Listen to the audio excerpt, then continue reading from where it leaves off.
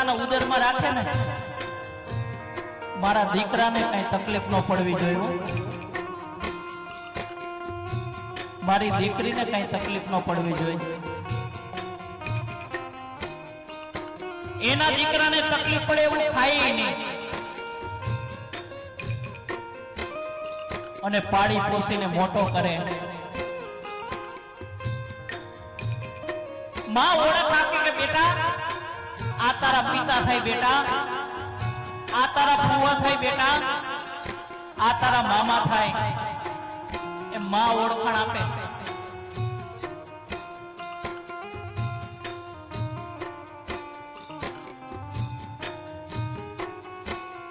એક દીકરો એના મમ્મી પાસે ગયો, મમ્મી મમ્મી તું મારા મિત્રો આવે ત્યારે તું મને એમ કે મેં તારા માટે આ કર્યું, મેં તારા માટે આ કર્યું, મેં તારા માટે આ કર્યું. શું કર્યું મને કે? હું બધો જ હિસાબ ચૂકવી દેવા તૈયાર છું બાપ. તું જ્યારે હોય ત્યારે મારા મિત્રો સર્કલ આવે ને ત્યારે તું મને એમ કહેતો કે દીકરા મેં તારા માટે આ કર્યું, મેં તારા માટે આ કર્યું, પણ શું કર્યું?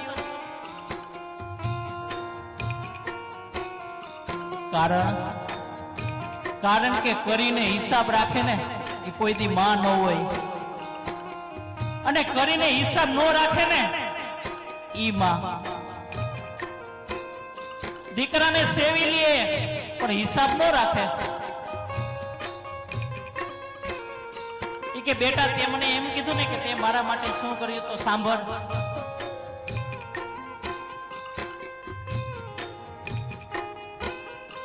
મેં તને 9 મહિના સુધી ઉદરમાં રાખ્યો,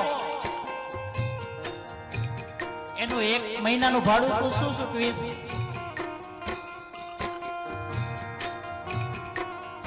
મેં તને છાતીએ વળગાડીને અમૃત રૂપી દૂધ પાયું, એનું મને તું શું હિસાબ ચૂકવીશ? અરે તું માંદો પડ્યો ને ત્યારે રડી રડીને મારે ભગવાન પાસે આજીજી કરતી હતી કે મારો દીકરો હાજો થઈ જાય, મારો દીકરો હાજો થઈ જાય.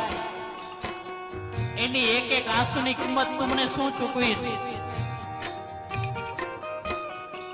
અરે તું એ જવા દે, 5 કિલોનો પાણો લઈને તું પેટે બાંધ અને 9 મહિના રખડ, પછી તને ખબર પડશે કે માનું ઋણ શું કહેવાય.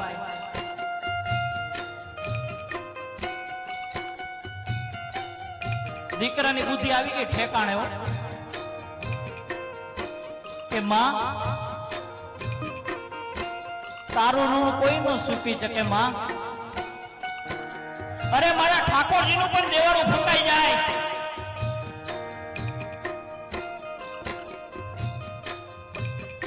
કારણ કે તમે જો તમારા મા બાપની સેવા કરશો ને, પાંડુરંગ વિઠ્ઠલ વિઠ્ઠલ વિઠ્ઠલા હરિઓમ વિઠ્ઠલા પાંડુરંગ,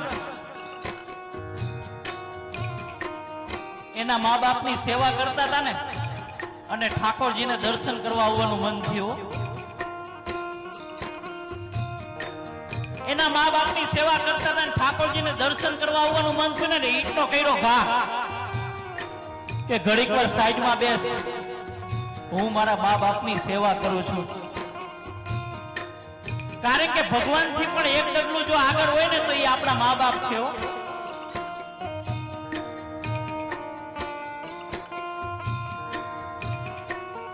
દ્વારકાધીશ ઈટ ઉપર બેઠા હતા, એના મા બાપની સેવા કરી લીધી ને પછી પાંડુરંગના દર્શન કર્યા. બાપ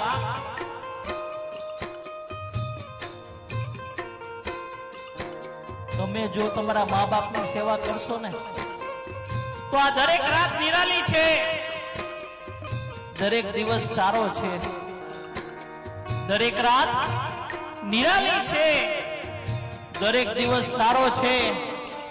તમે જો તમારા મા બાપની સેવા કરશો ને તો આની આ ઘરની અંદર દરરોજ દિવાળી છે બાપ, દરરોજ દિવાળી છે. ત્યારે મારો પુનિત મહારાજ શું કહે છે?